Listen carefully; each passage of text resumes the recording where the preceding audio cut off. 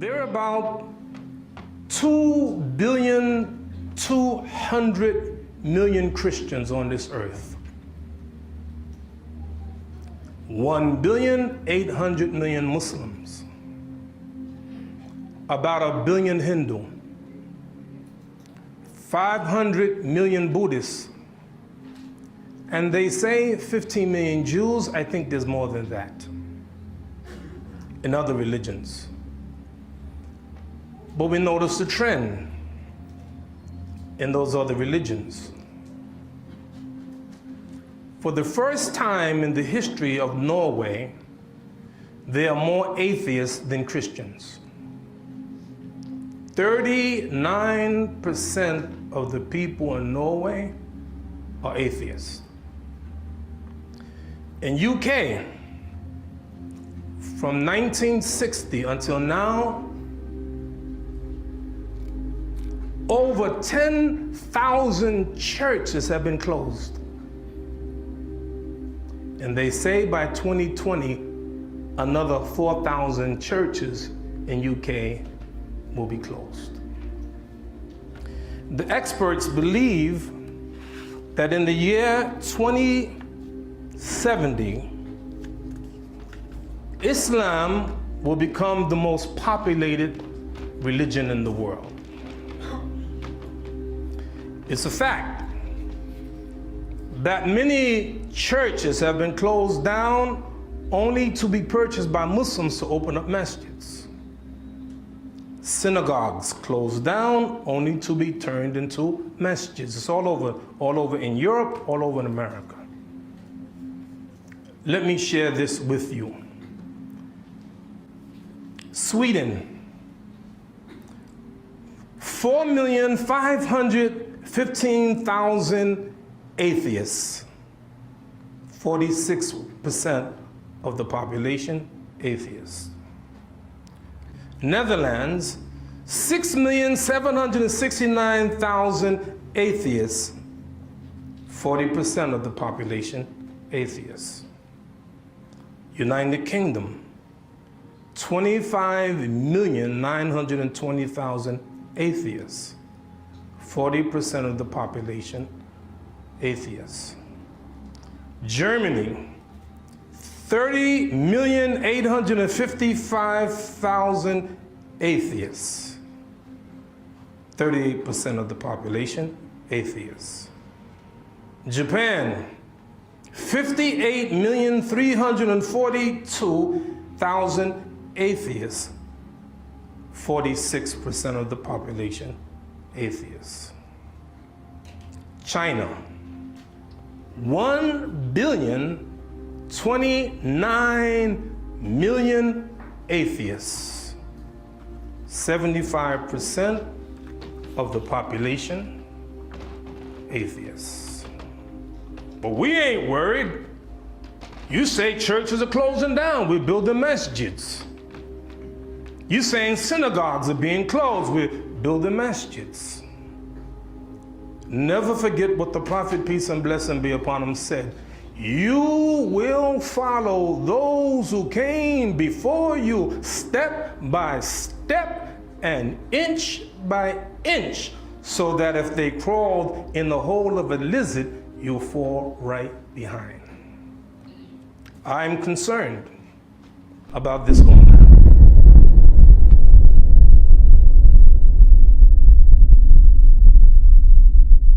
Someone once said, seeing is believing. I get what you're saying, but really, not seeing is believing. Seeing is affirmation. The Prophet said, Ya Aisha, هذا جبريل يقرأ عليك السلام. قالت عليه السلام ورحمة الله وبركاته ترى ما لا أراه. Oh, Aisha, here is Jibril giving you the greetings. Did Aisha see Jibril? No. She returns the greeting. And then she said, Ya Rasulullah, you see what I don't see. Allah asked the angels, what are my slaves saying? Of course, he knows the answer. What are my slaves saying here in London? What are they saying in New York and Detroit? What are they saying in the Netherlands? What are my slaves saying? Subhanallah, Alhamdulillah, Allahu Akbar. That's what the angels say. Allah asks the question, how ra'awni? Do they see me? يقولون لا نرعوك. No, ya Allah, they don't see you. What if they saw me? Oh, they'll be strong in singing praises to you. And this is why the Prophet, peace and blessing be upon him, said, Allahumma la aisha illa aishul akhirah. Oh Allah, there is no life except the life of the hereafter. You are bedazzled by this life, this short life. But there's something about Allah. One thing you will learn about him, he's not going to force you. He's not going to make you. There are a lot of reasons people leave the fold of Islam. Let me give you two basic ones. Number one, I call it a slow leak. A slow leak. You know the experiment of the frog in hot water. So the scientist, he takes a bowl and heat it up, it's boiling water. And they take the frog and put the frog in the water. Immediately, the frog jumps out of the water. Why? Because of the intensity of the heat. Every living animal can't stand heat, so it runs from the fire. And then the scientist takes a bowl of cool water and put the frog in the water, and the frog starts chilling. He's swimming. He's cooling out, having a good time. And then the scientist puts a very low flame under the pot, and the water slowly, ever so slowly, begins to heat up. And that frog stayed in the water until it died. And the reason is because it couldn't distinguish the subtle changes. Our children are like that. They're listening to influences. They stop reading the Quran. They're reading other people's stuff. And they're losing faith, and it's a slow leak, and all of a sudden, this Wednesday I'm at my masjid. After Salatul Dhuhr, a brother comes to me and said, Imam, I need your help. I'm losing my son, he's 22 years old. I want you to make dua. I was in Newark Airport one day, and I'm standing at the terminal. I'm in the wrong terminal, so a man comes by. He said, sir, do you need help? I said, yes. He said, get in the car. I have to go to Sunset's terminal. He said to me, Assalamu alaikum. I'm a Muslim from Saudi, and he don't know Imam Siraj, but I look like a Muslim. He said, me and my wife been married for years and we have no children. Please make dua for me. A complete stranger. Qala rabbukum ud'uni astajib lakum. Your Lord said, call upon me, I will answer. Allah is my witness. I made dua for this brother and his wife over a week, every day, all day long. A stranger. Because this is where the ummah is, a stranger. I'm driving my car. I drive from New York City to Atlanta, Georgia, 900 miles. And I stop at North Carolina to rest, to get some fuel and to make my salat. And there I go. I went to the side and I making my salat, Allahu Akbar. And when I finish the salat, I see 13 strange Muslims who are joined in the salat. They don't know me. We're Muslims and we're praying to Allah, to the Qibla. So they joined me. So we have to make dua. Allah is telling us to ask Him. You, every one of you, know right now people who used to practice no longer practice. Everyone could be in your family members, your son, your daughter, your mother, your father, your uncle, your grandfather, your friend, your best friend. Many of them leaving the fold of Islam. Why? And the Prophet, peace and blessing be upon him, gave us a clue. Person will begin in the morning believing, and by the end of the day, disbelieve.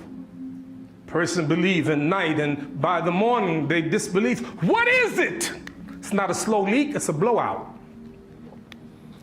And the blowout is the trials.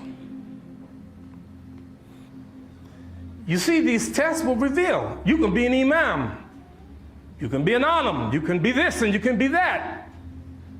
But when that test comes, one day a man said to the Prophet alayhi salatu wasalam, Ya khair al-bariyah, oh, the best of creation. Our Prophet, peace and blessing be upon him, was unbelievable. And if you study him, alayhi salatu wasalam, he's always deferring to other prophets. I'll give a couple examples. He said, Dhaka Ibrahim, the best of creation is Abraham. The Prophet, peace and blessing be upon him, said, every human being that is born is touched by shaitan at birth, except who? Huh? Jesus and Mary. Someone asked the Prophet, Man akramu nas, who is the most honorable of people? He said, Yusuf, a prophet, the son of a prophet, the grandson of a prophet, the great-grandson of a prophet. Ahabu salat ilallah, salatu Dawood. Ahabu siyam ilallah, siyamu Dawood. The best prayer to Allah is the prayer of David. The best fast is the fast of David. He's always given some preference to, I give you more, I go all day long. So he said, Dhaka Ibrahim. I asked myself the question, why? What is he trying to teach us? What lessons should we learn from that?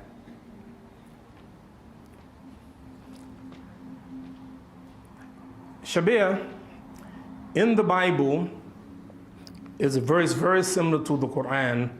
Allah did take Abraham as a Khalil. That's in the Bible. The Prophet, peace and blessing be upon him, said, one prayer in my masjid is better than 1,000 prayers in any other masjid. Ila al-masjid al-haram, except Masjid Haram. One prayer in Masjid Haram, the house that Abraham built, is better than 100,000 prayers in any other masjid. Tell me if you agree with me. Kullu nafsin dha'iqatul maut. You agree? Every soul shall taste of death. And when we are resurrected, we'll be resurrected naked. And the Prophet said, Ibrahim alayhi salatu wasalam will be the first one dressed on Yom al-Qiyamah. There's a named John Hagee, televangelist. He was given a speech, and I listened to other people, by the way. I listened to Christians and Jews and other scholars of their religion. I want to hear what they're saying. And he gave a speech, and he said, he was quoting the Bible, God said in Genesis, the 12th chapter and the 3rd verse, whoever curses Israel, God will curse. And whoever blesses Israel, God will bless. And it's in his book, Jerusalem Countdown, chapter 18. So you know me, I'm like this. If you said it, I'm going to check it out. So I got a hold, because I don't remember reading it. So I got a hold of the Bible. I went to Genesis, the 12th chapter and the 3rd verse. You know what it said? Abraham, whoever curses them, God will curse. And whoever blesses him, God will bless. Why you change it? Why did you change it? You pray every day. Allahumma salli ala Muhammad wa ala ali Muhammad. Kama sallaita ala Ibrahim wa ala ali. There's not a prayer that Muslims make except we mention Ibrahim alayhi salatu wasalam. He's special. And I asked myself the question, why? I found the answer. In the Quran, I'm going to quote this ayat, say a few things, and then we close. I'm almost finished. وَإِذِ ابْتَلَى إِبْرَاهِيمَ رَبُّهُ بِكَلِمَاتٍ فَأَتَمَّهُنَّ. That's it. And when we tested Abraham with tests, he passed every test. He passed every test. You go along the line and you see the tests. One of them, the most remarkable to me, seems to me a conversation, a private conversation that Ibrahim had with his wife Sarah. No one is there except Allah. Ya Sarah, laysa ala wajhi ardi mu'min ghairi wa ghairuki. Oh Sarah, there is not one believer on the face of the earth other than you and me. Who you think you are? You want to leave Allah's deen? Because you sophisticated now? You know, Wallahu ya'lamu wa antum la ta'lamun. Allah knows and you don't know. You think now, you big shot. You went to the university now, you big shot. You know better now than what Allah has revealed and better than the Prophet, peace and blessing be upon him. And you're going to leave Islam? Are you crazy? Wallahi, I can't see myself leaving Islam.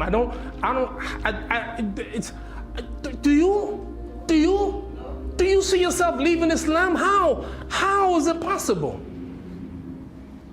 But the key is the test. There's a young Muslim, used to pray all the time, couldn't get a job.